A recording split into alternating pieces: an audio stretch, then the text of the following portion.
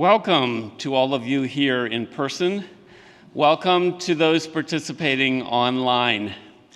As a logistical note, we will not be taking questions or comments in the chat today.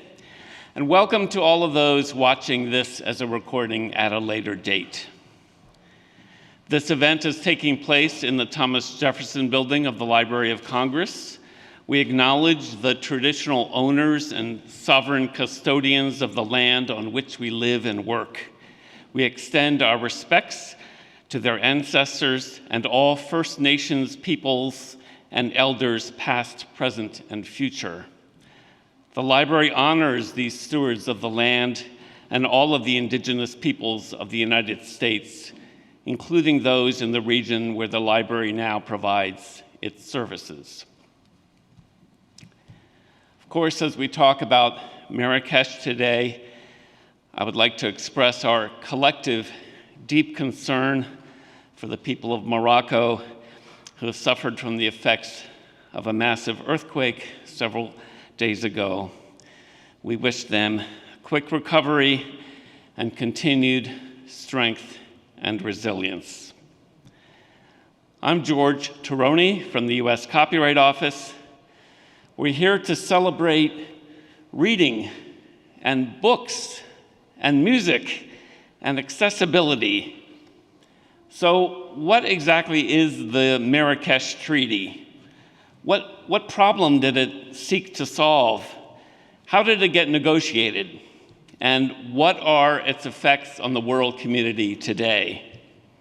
All of these questions will be answered because we have with us people instrumental in both its adoption and its implementation. We'll learn, we'll celebrate, reminisce, and talk about the future. To start the program, I have the high honor of introducing the Principal Deputy Librarian of Congress, Mark Sweeney.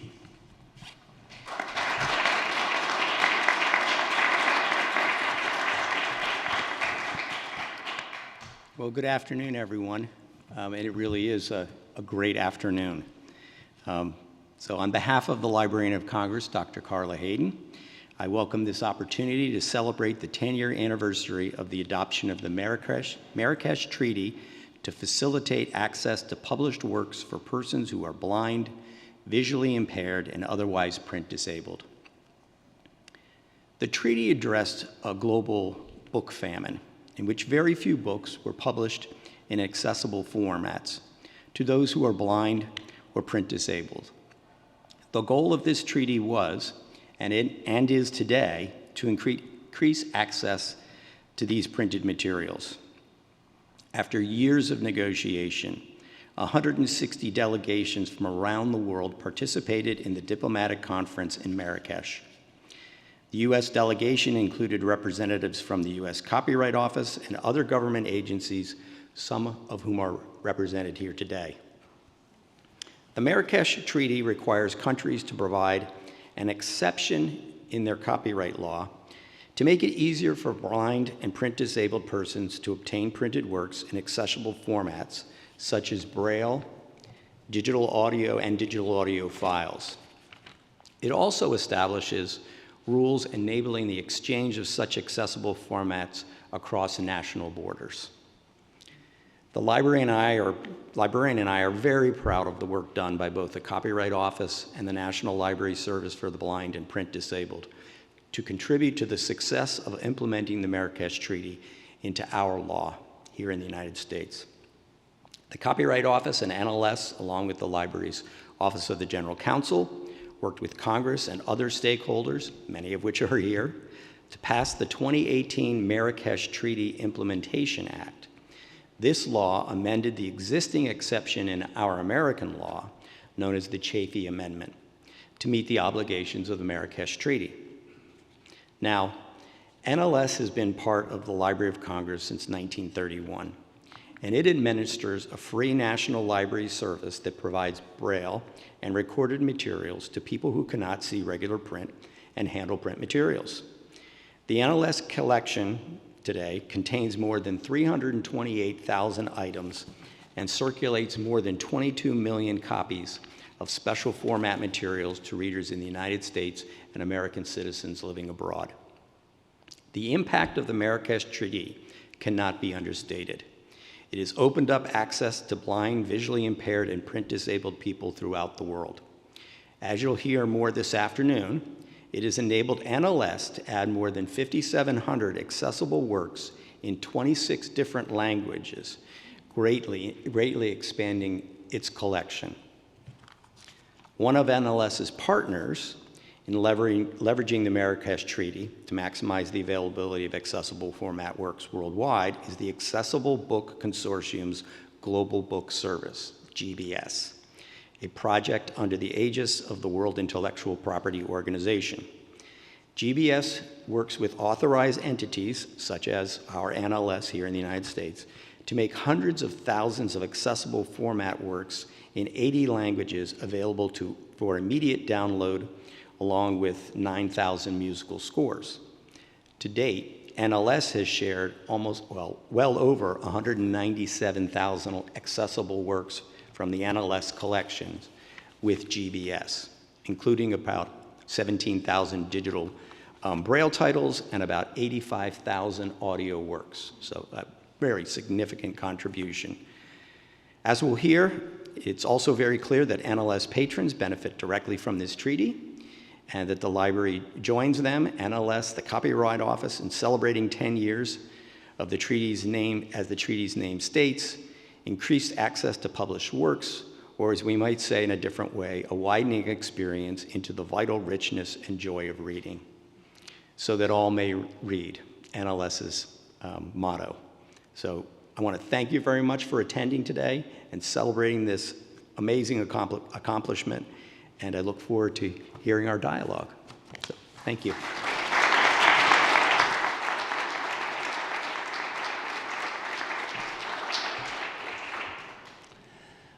The Marrakesh Treaty was adopted under the auspices of the World Intellectual Property Organization, WIPO.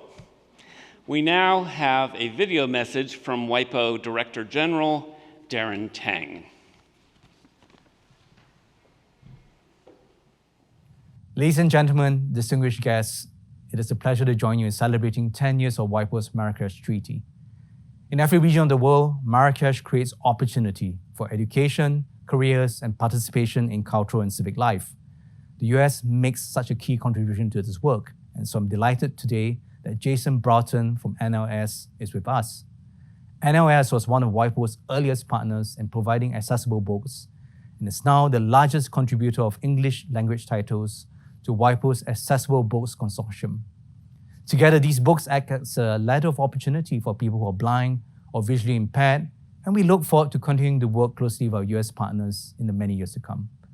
Thank you to the US Corporate Office for organizing this event, and to everyone in attendance for supporting this important copyright and human rights achievement, which is well on its way to becoming a truly global treaty. I would like to now introduce the moderator of our panel and a key participant in the proceedings that led to the adoption of the Marrakesh Treaty, Nancy Weiss. Thank you, George. Thank you. Thank you. I'm very honored to be here and to moderate our panel today. And thank you to our hosts in the library. And I think I'm also very honored to be recognizing so many individuals who participated in conceiving of, drafting, negotiating, implementing the Marrakesh Treaty. So we do have a question for our live audience. How many people had a role in bringing the Marrakesh Treaty to fruition? Please raise your hand. Yeah, it's pretty overwhelming. Hooray. Thank you. It really has been a community effort. We also do want to recognize two individuals who are no longer with us today, but contributed meaningfully and substantially throughout the negotiations. and the implementation process. Scott Labar, the former general counsel of the National Federation of the Blind, the president of the National Federation of the Blind of Colorado, and chairman of the Colorado Center for the Blind, as well as Judy Heumann, who is known as the mother of the disabilities rights movement and was our colleague at the Departments of Education and State. So as we're recognizing, I know, I'm seeing, as we're recognizing this achievement, we want to honor them, and we also are mindful of the people in Morocco and what they're going through. So I was involved in some aspect of the treaty from about 2009 to the present, and while I'm speaking in my personal capacity, any opinions are expressed are my own, I've been serving during this period with two federal agencies, the Institute of Museum and Library Services, as well as the White House Office of Science and Technology Policy. But for me, some of my inspiration came from an experience as a library page at the East Brunswick Public Library. When I first encountered the Kurzweil reading machine in action, and it was part of the National Library Service, and the Kurzweil machine converts print to speech and is designed as a reading aid to help individuals with print disabilities so that they can engage in materials directly and privately. And so we really saw the power of technology. So I want to introduce our panelists who are going to talk about this achievement and coming together here at the library. So first, Shira Perlmutter, the Register of Copyrights and Director of the U.S. Copyright Office. She's been in that role since 2020, and she advises the Congress and the executive branch agencies on copyright policy,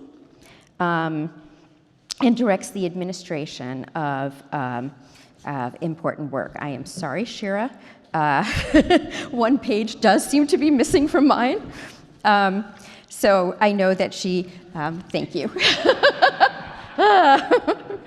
Oh, that's really wonderful. So that's okay, I can handle it from here. So I know she advises me, and she's also long been a partner. But she directs the administration of important provisions of the U.S. Copyright Act and leads a workforce of nearly 500 employees. Prior to her appointment as Register, she had served since 2012 as the Chief Policy Officer and the Director for International Affairs at the U.S. Patent and Trademark Office. And in that position, she was a policy advisor to the Undersecretary of Commerce for Intellectual Property and oversaw USPTO's domestic and international IP policy activities. And that included leading the U.S. delegation that negotiated the Marrakesh Treaty. Oh my goodness. Okay. So she actually was also the Vice President for Global and Legal Policy at the International Federation for Phonographic Industry, IFPI. That is something that we see often at the Standing Committee at WIPO. And Vice President and Associate General Counsel for Intellectual Property Policy at Time Warner. She previously worked at WIPO itself in Geneva as a consultant on copyright and electronic commerce and taught at Catholic University here in Washington. And to bring it all home, in 1995, at the library, she was appointed as the first Associate Register for Policy and International Affairs. Our other panelist to my left is Jason Broughton, who began his tenure as Director of the National Library Service for the Blind and Print Disabled on September 12th. It's an interesting day, Jason. 2021, happy anniversary. Prior to joining the Library of Congress, he was the first African American to serve as the Vermont State Librarian, a position that he held since 2019. There, he engaged in strategic planning for the Department of Libraries in Vermont, establishing a long-term vision for the state library. Jason held earlier and numerous roles in South Carolina and Georgia, where he used his training as an educator to focus on workforce development and public outreach engagement. He's responsible for the oversight and administration of the NLS programs, including the expansion of online and digital delivery of services. And I know this is important at the library, modernization efforts. During our panel today, and successful modernization efforts. So during our panel today, we're actually going to explore the road to Marrakesh, the miracle of Marrakesh, and the success and transformative power of Marrakesh. So given all that, I'm going to turn it over to our panelists so that they can tell us how this happened. So can you tell us about the missions of your service organizations at the library? Sure. Well, certainly the Copyright Office's mission, and I probably should be quoting it verbatim, but is to promote creativity and free expression by administering the nation's copyright laws and also by providing impartial expert advice on copyright law and policy matters. Mm-hmm. I would say for NLS, as wonderfully summed up by our Principal Deputy Librarian, Mark Sweeney, and starting off with our motto, which is one that is just really simple to remember, and then I'll get into like how we conduct the motto, is that all may read. Is just a wonderful thing. Now, behind that is the mechanics. How do we do it? So that is going to be where we will be utilizing a variety of different resources and turning them into different types of formats that allow people who have full blindness, low vision, types of impairment, all the way up to different types of print disabilities, and to include reading disabilities now as part of our mission, have access to those materials in a variety of wonderful ways. And the expansion of that has been also through the Marrakesh Treaty.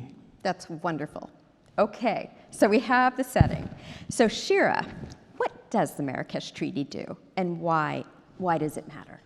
Well, as Mark had indicated, the goal was really to try to address the global book famine, which is the dearth of accessible format copies for blind and visually handicapped people. And it does that in two main ways. Mm-hmm. One is to require countries to put into their copyright laws an exception to rights that allows accessible format copies to be made and distributed without having to get the consent of the copyright owner.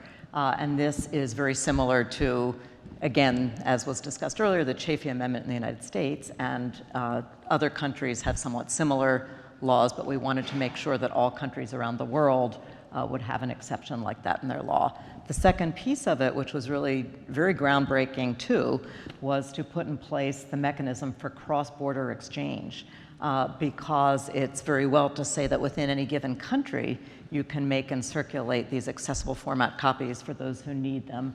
But by allowing those accessible format copies to be imported and exported, to be sent from one country to another, it multiplies the availability of works, not just in the language of that particular country, but in multiple languages also around the world. So it makes a very big difference. And that was really groundbreaking. There was no other treaty that contained such a cross-border transfer mechanism. That's wonderful, and I know we'll be digging into the impact that it has made, Oh, the yes. sex and the success and the transformative power. But as we talked about, as has been mentioned by several speakers, the Marrakesh Treaty was the result of years and years of discussions and conversations and negotiations, and some may have even considered it controversial. So Shira, you took part in negotiating the treaty. Can you tell us about the process? Yeah, well, for those who aren't familiar with how WIPO works, there's different committees that deal with different issues. And so this issue is being dealt with, of course, in the committee that dealt with copyright and related rights. And the Patent and Trademark Office leads the US delegations at WIPO, but the delegations include representation from all of the agencies in the government that have an interest in the subject matter. So this was a particularly broad group on the delegation because there are so many different agencies with interest in this topic. So we had, as usual, the Copyright Office, IMLS, and also the US Trade Representative. But in addition, we had the Education Department, the Justice Department, and then of course the State Department. I'm looking at you, Eugene. So it was a very big group. And for me, I came into the negotiations in 2012 when they had already been underway for a few years.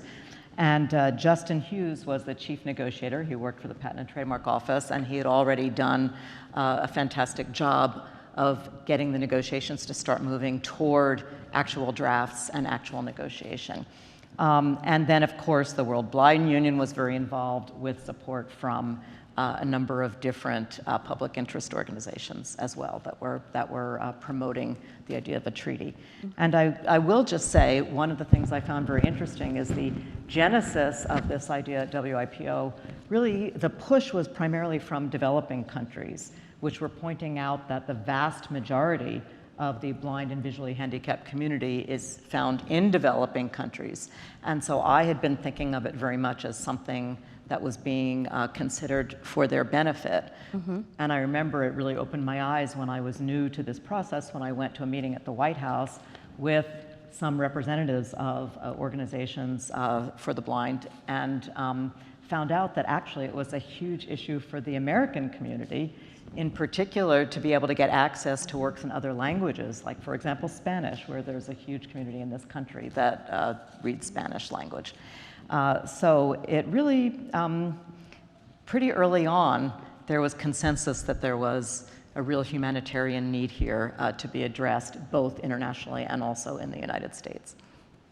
Thank you.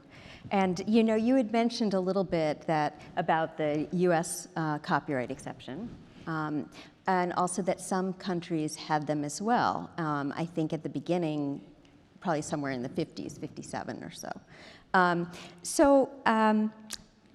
What was that like? Trying to think of something that people could sign on to.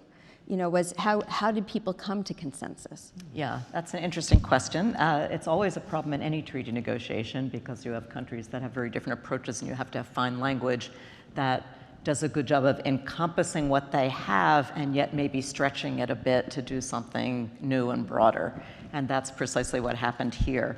So the language of the treaty was drafted to require countries to have an exception for this purpose, but without being very mandatory about exactly what it had to look like. So there's an exception to the rights to allow the making of accessible format copies, with countries having flexibility on how they do it within the parameters of what's called the three-step test, which is sort of the outside limit of how far you can go in an exception to copyright rights. And then the treaty actually gave a model of what that could look like, which was very similar to the Chafee Amendment in the United States. And the United States usually goes into these international negotiations with the goal of negotiating something that does not require much change to US law. And so that was certainly one of the negotiating objectives for the US delegation. And we saw at the end of the day that the model in the treaty does look very similar to ours. So what was most surprising to you coming into this process? And was there any experience that prepared you for trying to put together this complicated puzzle? That's an interesting question. I would say, you know, I had been involved in negotiating a number of different treaties over the years, starting in '96 with the WIPO Internet treaties and then the Beijing Treaty for Performers, so I was used to the mechanisms of how that works. This was an unusual experience because the affected community was so involved and so emotionally invested in it, and the result was going to be so immediate. You know, as soon as the treaty came into force, NLS and others were going to be out there making these copies and distributing them around the world, as opposed to other treaties where it's more setting in place a legal framework that takes a long time to have an impact that can really be measured or seen. So, and Jason, is it tight? Of course. We're going in chronological order. She's taking us on the road to Marrakesh. So it took a little while there. And but can you tell us about your experience at Marrakesh? It was fascinating. We were somewhat technologically challenged. I know I personally didn't have access to email for probably the first week there. And most of the negotiations took place in a very small, extremely crowded, very hot room with people coming and going. And then down the hall, there were members of the stakeholder community and the interest groups sitting in a different room occasionally giving input, talking to us when we broke. I'm looking at people who were among those in the room. It was really interesting because they were always waiting for bulletins. What was the latest? What was happening? What was still under discussion? Did they have ideas for how the process could be moved forward in some way? And I will say, I don't want to jump too far ahead of the questions you might want to ask, but the most thrilling moment was when we finally had resolved the last issue in the negotiations, and the word got out to the people sitting outside the room, and this huge cheer went up. And I've never experienced that kind of visceral excitement resulting from a copyright negotiation, and probably never will again. But it was just a fantastic moment. And those of you who want can see it on YouTube, I believe. I think there is one of people dancing around and possibly that moment. And speaking of dancing. Yes. So right after we all did the signing ceremony, Stevie Wonder, who had promised that if the treaty was successful, he would come and perform, did come and perform. And we actually had a fantastic concert by Stevie Wonder where everyone got up and danced. I mean, all these incredibly straight-laced copyright geeks and diplomats were up there on the stage dancing away. So it was really fantastic. So that was the encouragement. But I want to remind you that our lawyer, Jeremy Weinberg, and Jean and others, warned us that there were 37 open issues before we went into the diplomatic conference. How did you feel going in terms of knowing that there would be success? Well, it was challenging, but that is the case in almost every diplomatic conference. So I wouldn't say I thought, I probably was somewhat more optimistic that we would achieve a good result here than in your average diplomatic conference because there was such a strong desire to find a solution here. That's great. And I would be remiss if I didn't say, and remind, Shira and I were reminiscing, the Minister of Transportation said that he would shut down the airports if we didn't come up with a treaty. So we preferred the Stevie Wonder motivation and provided a treaty signed, sealed, delivered, so to say. But we did have that other as well. And I guess at this, that was back in June of 2013. When did the treaty enter into force, and how widely adopted is it? It's very widely adopted. Entered into force in 2016, end of September. There are now close to almost 120 countries that have joined, so that's really impressive. And I think it's been a very fast take-up compared to other treaties because there is such interest in trying to help with this problem. So that's been very exciting. And then, of course, we had to implement in the United States, and we had to join, which took another few years because our legislative process takes time. And can you tell us a little bit about that implementation process? Because it was a treaty, and it also involved I mean, really what happens changes. when you get to the implementation process is obviously the Hill is very involved, and the State Department and White House are very involved because they're the ones with the expertise in how you get a treaty into force. So the Patent Office and the Copyright Office and IMLS and others were also involved in just the technical aspects of how you write the legislation. But in terms of the heavy lifting to making this actually happen, it was a mixture of lobbying on the Hill, and we had the judiciary committees and also foreign relations, of course, had to be involved and had to sign off on it. And then the State Department with its expertise, and the White House, which put it on the agenda as one of its top priority treaties to get implemented and ratified during the rest of the administration. So that was quite exciting. And there were a couple of, as there usually are, some issues that had to be resolved. I think, well, let's put it this way. Because the treaty was drafted to be as close as possible to the Chafee Amendment, it didn't require a huge amount of change. But what it did require is some tweaks to definitions, adding musical works in notation form to the Chafee Amendment, and then also adding this cross-border mechanism. So that's really where the attention was, and I think the final issue really to be resolved that took a little bit of time was to figure out how, because we know that the authorized entities in the United States, like NLS, that do this work are trustworthy and reliable. We know who they are. One of the concerns was, how do we know who might call themselves an authorized entity in any other country in the world, and how do we have some safeguards in the law to make sure that we're not concerned? And so once a solution was found to that, it went forward pretty quickly. Wonderful. And I know that we also went through a presidential election during this time period before we actually ratified the treaty. Can you describe that process, and did it have any impact? Both administrations were committed to moving it forward. It really did not. It was a nonpartisan, non-political issue. And luckily, that tends to be the case with most copyright issues, but especially this one, again, because of the humanitarian aspects. Mm-hmm. Okay, so the miracle. The miracle. So Jason, moving on to you. At what point did you get involved in the implementation process? Goodness, I want to say, because of the Chafee Amendment, which was for 1996 for us, it allowed NLS, I would say, to be in the conversation and to start moving toward the table, as I would like to say that. And based upon that, when the United States, in a sense, finally was able to get itself entered into force, basically in 2019, then NLS really started to take shape of this and say, well, what does this look like for us, and how would we implement that? I do want to give honor to Karen Nellinger, the former director who is sitting here, who had to kind of navigate this topic along with parts of our staff who are here today who are really thinking about this. So one of the first things we had to, in a sense, do was speak to the Office of General Counsel. We needed to also have the Congressional Relations staff look at a variety of items, and it meant we needed to have a statutory amendment change.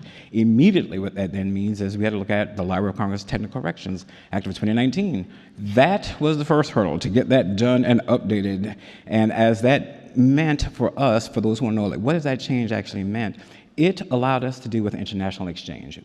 Basically, before that, NLS could only, in a sense, provide materials to US residents and citizens, and that was it.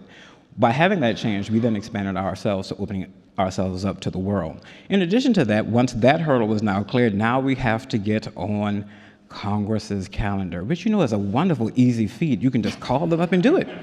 So within that, it can be a challenge, and what that then meant is we needed to have a regulation change done and amended to our Code of Federal Regulations. That took a little while. It definitely was successful, and then it allowed NLS to have that format in place and say, what does it now look like to create a model to begin to push and receive items going forward? Oh my goodness. So we had to negotiate and ratify a treaty. We had to look at authorizing legislation, copyright legislation, appropriations legislation, because they all cross-reference to each other, kind of a lot of work. Organize them, exactly, a lot of work. So, okay, phew. So how does the library service implement the treaty now? And you know, because we are, as we were talking about, there are so many different exceptions in the countries around the world. You know, I would imagine there's different approaches.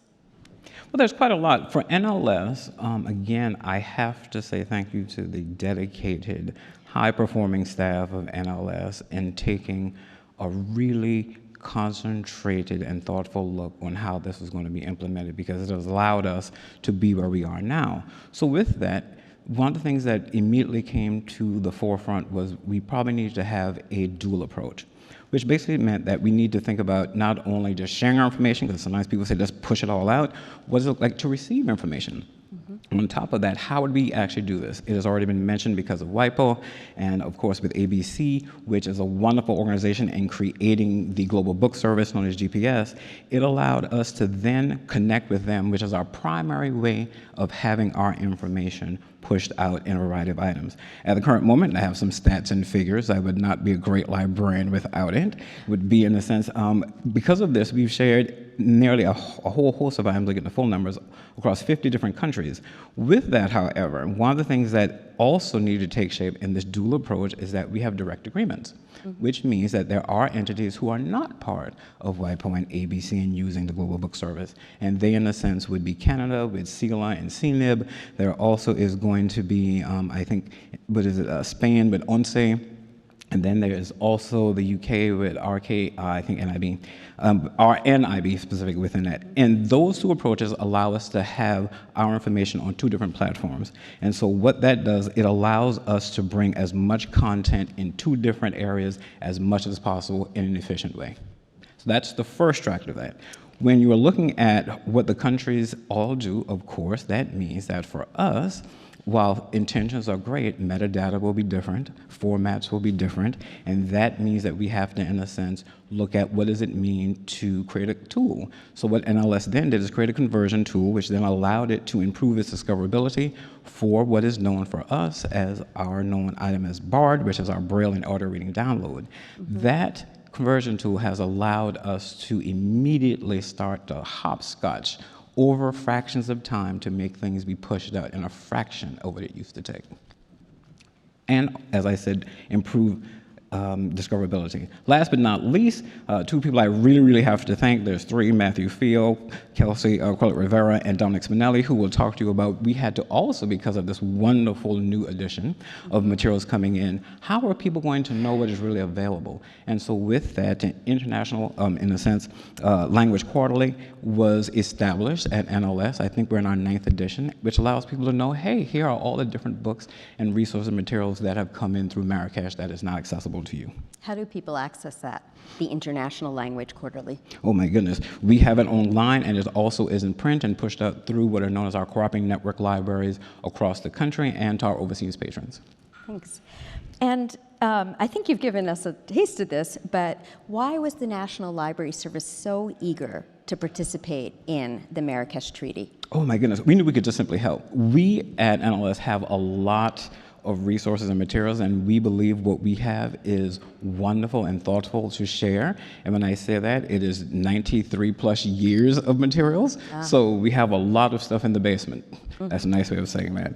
And the thing that we could do with that is make sure people, one, knew that it was available, but that again goes into discovery. Some of the challenges, of course, that need to be considered was it is costly and time-consuming to try to establish and modify and correct and convert a whole host of items. And so what NLS did, which is again almost like a labor of love, is go through this process of seeing how can we get the biggest bang for the buck. Again, not very easy, but the approaches that we have taken have allowed us to acquire vast amounts of material and also to share vast amounts. So we are an importer and exporter. And if I could jump in, Yes. when the U.S. finally joined the treaty, there was a wonderful ceremony at WIPO where they were incredibly excited because our joining meant that the stock of accessible format materials that would be available worldwide was exponentially greater. So it was a huge step for WIPO itself when we joined. And another thing I would just add is you have to also think about it before that treaty. A lot of countries, our counterparts across the world, would create the same content, just in their own language. And it is interesting to think about when you hear libraries or freedom and they always express different things. That means, of course, you're sharing. It was like, nah, not really. Not until Marrakesh we really started talking. So then we could start sharing what we had in those languages that people actually wanted, which opened up, in a sense, the floodgates to, in a sense, access and exposure. What are some of the U.S. Materials that are downloaded? Oh my goodness. Now here's where I have these wonderful stats. So if you ever are going to do trivia, here is your time to remember these types of things here specifically. So with that, we have shared almost upwards of 200,000 in a sense works that have been shared. Really it's 197,000. And they're being downloaded, of course, like I said, 50 countries, and within that 12,000 downloads. But if you're doing it from ABC by itself, NLS patrons only, I'll just give you like the top 3 that we kind of have.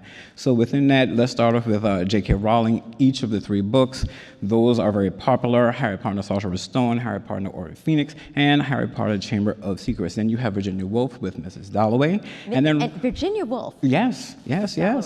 And then you have Of course, with Isabel Ende, Juega de Ripar, that is one of the top from that type of item. When it comes to our patrons, though, they are very diverse in what they actually want. So we have that right now, the current in 26 different languages that we have materials in, and they have downloaded items in about 113,000 times, in a sense, 100,000 times. But here's what they're kind of getting. You have hospice care materials in Finnish.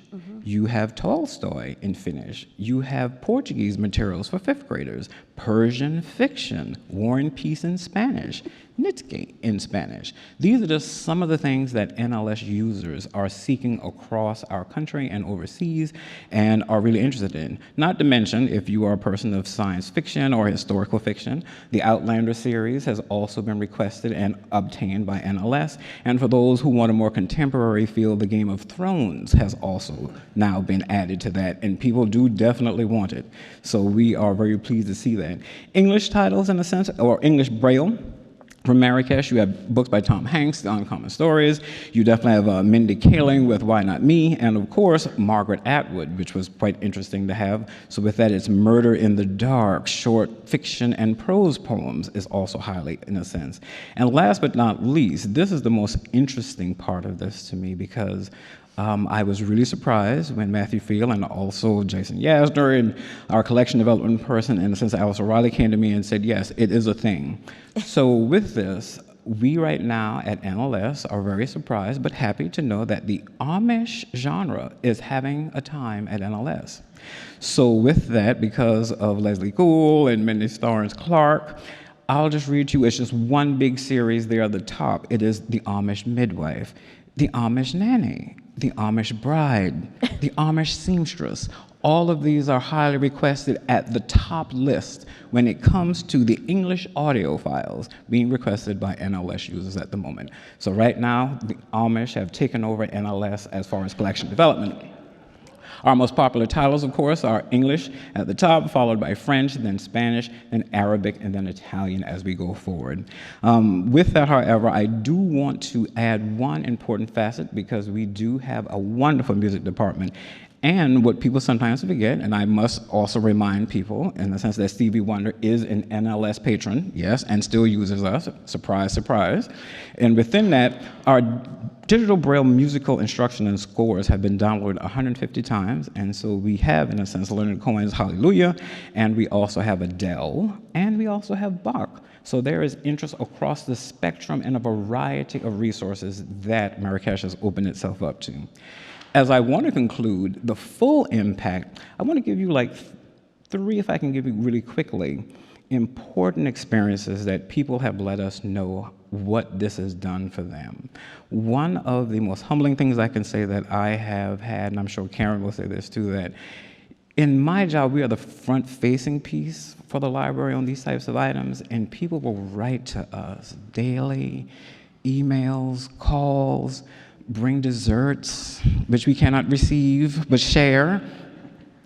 And I, of course, will sometimes get these very directly, and I sometimes have to stop because they are just really touching. So there are going to be 3 that I'll give you. One is going to be from an Italian woman who is residing in the US, and most of these are from Florida. And then we're going to deal with a French tutor, and then the last one will be a woman from Czechoslovakia, which is now the Czech Republic. So let's get started with this as I read these testimonials. She was born in Italy, and when our Cooperating Network Library representative talked with her, she talked about her life as a young girl. The conversation started as her being a young girl when World War II started. By the time the war had ended, she had aged out at 17 and she couldn't go back to school, so she moved to America and started a new life. She then began to tell me that her life was great and she was happy and she really began to learn English and really liked it. But now she wants to learn about the culture and heritage of her native land in Italy, plus she wants to hear it in Italian. When the Marrakesh Treaty was passed, we were able to triple the amount of books in Italian to send her. They have been able to send her books in Italian on philosophy, psychology, biographies, and current Italian authors. She is so pleased at the young age of 92 to be continually learning new things. It has also enabled her to speak academically to her two nephews who constantly have asked her, "Where are you getting this knowledge and information from?" To which she proclaims, "I have talking books." Our second user, French tutor, was looking for a variety of talking books in French so that she could continue to mentor her students in French literature. With that, the network libraries exhausted all of their translated French materials that they would send to her, and this was done very rapidly and quickly over a time period. But once the Marrakesh Treaty was passed, they were able to expand the number of books that she was requesting, and then she was able to continue to teach her students the classics, biographies, and French literature in French. This enabled her to keep up with her fluency and also the ability to teach despite her vision loss. She will call once a week with her French requests, and we are happy to fulfill that. She has stated so many times how talking book programs have saved her life. And last but not least, we have a patron who was originally from Czechoslovakia, now the Czech Republic, who wants books in Czech. The Marrakesh Treaty has enabled us to send her books in this language, and so far we have sent the New Testament of the Holy Bible, narrated in Czech, and as a sub-regional network library in Florida, they are able to request additional books by reaching out to different branches, such as the one in Daytona, Florida, to receive those types of items. With that, because of the Marrakesh Treaty and the conversion tool, the requested book is located in NLS with a quick turnaround time, and she is fully belated to be connected to the service. Those are just three. We get these weekly. Very humbling, very rewarding to be doing this type of work. And because of this treaty, it has just allowed so many people to have agency. And I think that's what it's really all about. Agency and access and exposure. So it is truly a celebration that we're here today. And because of that, I can definitely say I'm standing on the shoulders of a lot of people in this room who pushed this forward.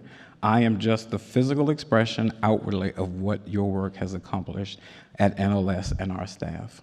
Thank you. Thank you, Shira. Thank you. Thank you, Nancy. Thank you, and there you have it. Thank you to both of our panelists for taking us through the Marrakesh journey. And it's exciting to be here at the library. The mission of the library is to engage, inspire, inform the American people with universal and enduring sources of knowledge and creativity. It is clear that you are both carrying this out within your realm and to ensure that everyone, wherever located, has access to books and textual materials and music scores that are necessary to really help ensure that they flourish. So thank you to you and to everybody here today, and over to George.